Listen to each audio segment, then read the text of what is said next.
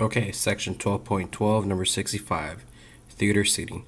An architect designs a theater with 15 seats in the first row, 18 in the second, 21 in the third, and so on. If the theater is to have a seating capacity of 870, how many rows must the architect use in his design?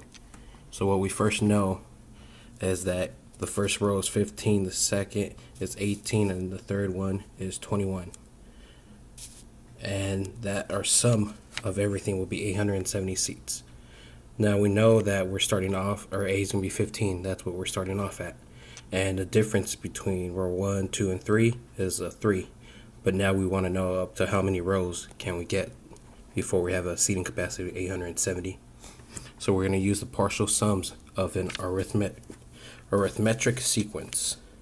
S of n equals n over 2, bracket 2a plus parentheses 9 minus 1 parentheses d bracket.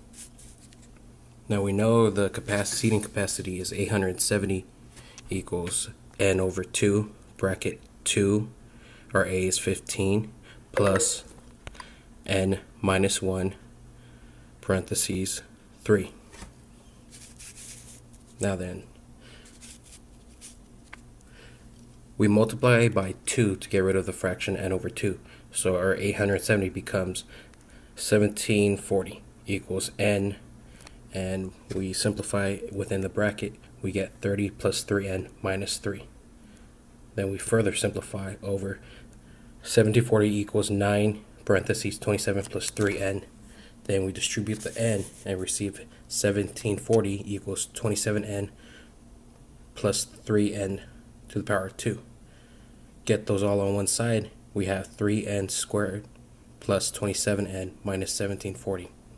We can reduce this further by dividing everything by 3, getting n squared plus 9n minus 580. Then we can factor out. We get n plus 29 parentheses n minus 20. We know this because of the multiples. The multiples of 580 are 1, 2, 4, 5, 10, 20, 29, 58, 145, 116, 290, and 580. We're using 20 and 29 because they support the equation of n to the power of 2 plus n minus 580, which results in n plus 29 parentheses 9 minus 20. When we find what n is, n equals negative 29 or 20.